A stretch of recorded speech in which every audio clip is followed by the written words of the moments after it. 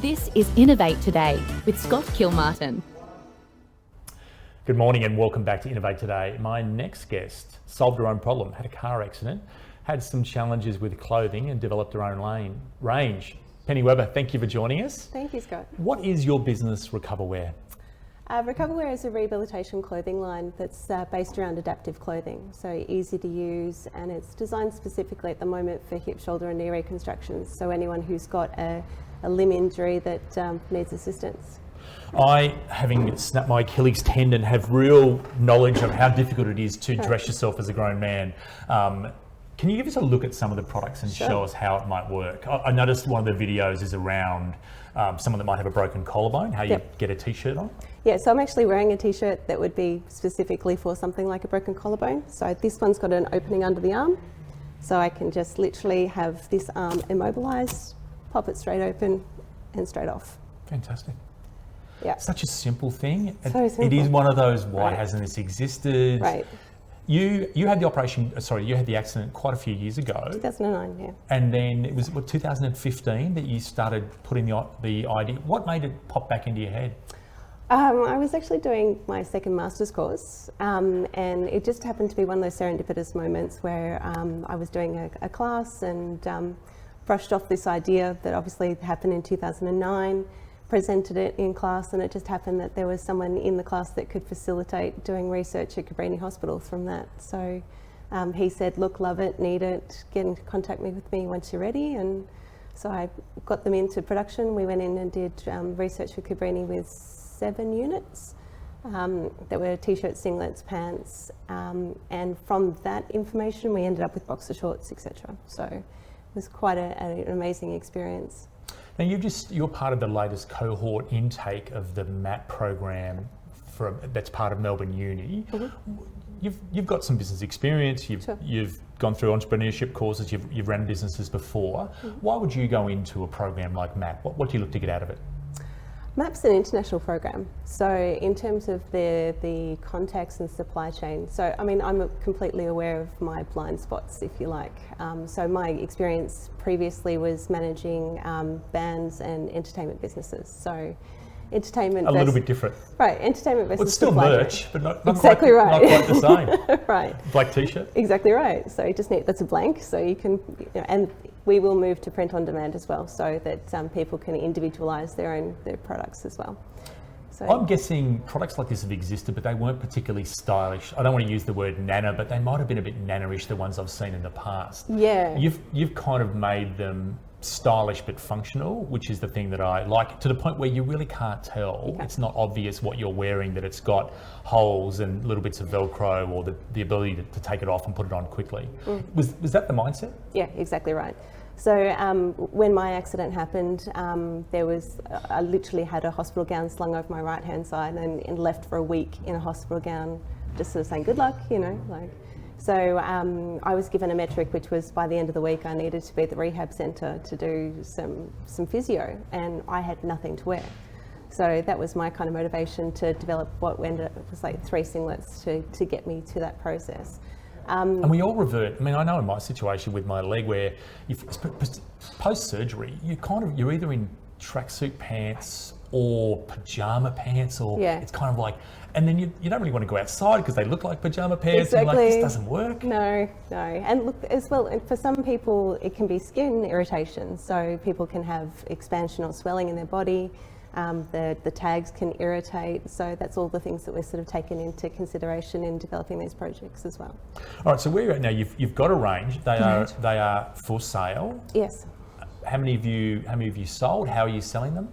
At the moment, we're selling direct to customer, and we're moving into a B2B model this week. So that's kind of a very exciting move that we're doing. With the elective surgery hold, that obviously put the business on hold for that COVID land, which was going to happen. So we diversified in that process, and a lot of the feedback we got from Recovawear was, oh, this is amazing, it looks great, you can't tell. It would be great if that could be applicable to things outside of orthopaedic surgery. What's an example of that? Diabetes, so dexterity issues, stroke victims, anyone with cardiac issues, so anyone going through there. So we don't think about it because it's not us. Right. Unless we've got a friend or an immediate family member, we just don't think about the need. Exactly right. So anyone who's elderly, and as you quite rightly pointed out, there is adaptive clothing in the elderly clothing market, but it's got a certain style aesthetic. It's got a paisley, it's got a polyester, it's got, if you want to wear something that looks like it comes from Gap or Cotton On or sort of looks like a sort of basic clothing, there's nothing until now. And you really are. It's really Lululemon, Uniqlo-esque. Right. And that's, I guess, exactly what you've gone for. So the other part of it is your manufacturing. You're manufacturing in Cambodia. Right. Tell us the ethical setup you've got going there. They're actually an ethical, sustainable factory in Cambodia, which is amazing. And they're still in production, and freight's an issue at the current moment. But freight's tripled in price in the last couple of months. We actually got it down. Yeah, so when we first looked at it, when sort of COVID happened, it was $9,000 to get the stock into Australia. And I was like, surely not. And then it's come back to normal. So we're quite lucky. Fantastic.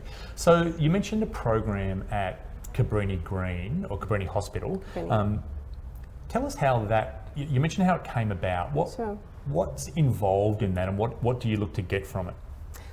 With that particular research project, we ended up having it was 7 items, as I said, available in the rehabilitation centre.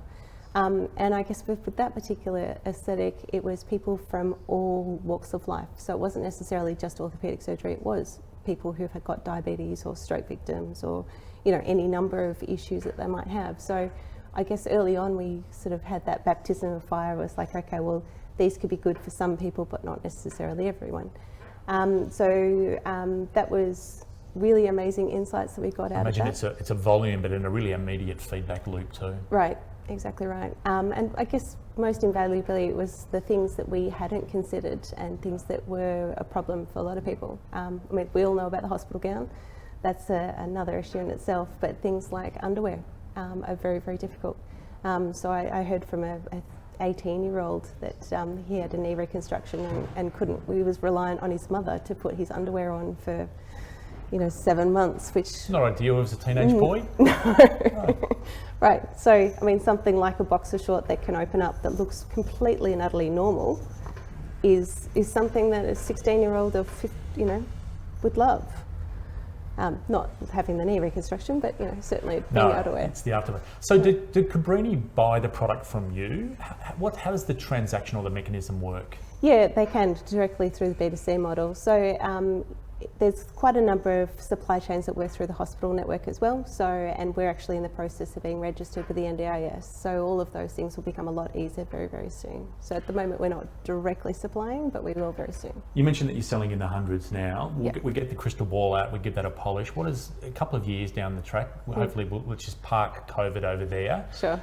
Some physical retailers open. I'd imagine it is one of those products that potentially people might want to see and touch. I know my mum is not the online orderer, and if she's going to buy something and she's got some issues that potentially would be a fit for this, that want to see it even if it's not touching it the first time. Yeah, absolutely. Having it in store, what kind of stores or retailers would you look to target?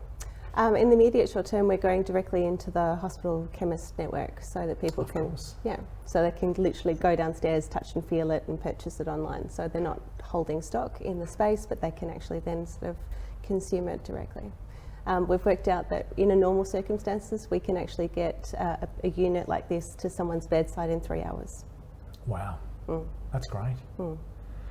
Okay, so you've got fantastic videos that explain what you're doing, and it is a product that needs explainer. And they also do the stylish thing as well. So I love, congratulations, really nice branding. How do you expand overseas? What does that look like? We've already got a couple of leads overseas. So now it's just a case of shoring up supply chain, as I think with everybody is doing at the moment. Are those leads from stores, from hospitals, from like rehab units? What category do they fall into? They're actually things like medical boards, which is really interesting. So people who are on, executive directors on the medical boards that have identified that this is something that would be quite useful in a hospital environment, because the metric that hospitals use to discharge someone is when they can look after themselves. So if you can dress faster, then you can look after yourself faster, so you can go home faster. it's a pretty confronting conversation. I know in my world, one of the conversations was, do you live by yourself? Do you live in a house with stairs? Is the bedroom and the bathroom upstairs? And 2 out of the 3 of those were yes. And so 2 days before I went into surgery, they're going, oh no, you can't live in that house for a month afterwards. Yeah. It's obvious, and of course I'm kicking myself because I should have asked the questions earlier and I should have known. Sure. But lots of the challenges are big walk-in shower. A shower takes an hour to dress yourself and whatever. Yeah. So it's a really a really big deal. issue. Yeah. And for some injuries, a couple of months and you're done with it. For other people, they're living with this for quite a period of time. Sure. Yeah. I mean, for me, I had quite a long period of time in hospital, but in post-operative, I would have a shower and I'd have to sleep for 2 hours after getting changed because it took so long to get changed. So yeah, these are definitely something that would help that environment. How do you, we live in a world of influencer marketing. Sure. How do you find people that have, I guess, do you have enough out there in the marketplace where you've got someone of fame or an athlete or someone that's got some profile that's using it? How do you go about finding them, I guess? When we were ideally going through AFL, and we did a couple of pitches to the AFL network, but of course that's not a thing at the moment, but hopefully that's something that happens again soon. So that was our key influence market. Yeah, exactly. And because we all see the photos of footballers coming out of with crutches on, it's the perfect market for you. Yeah. Fantastic.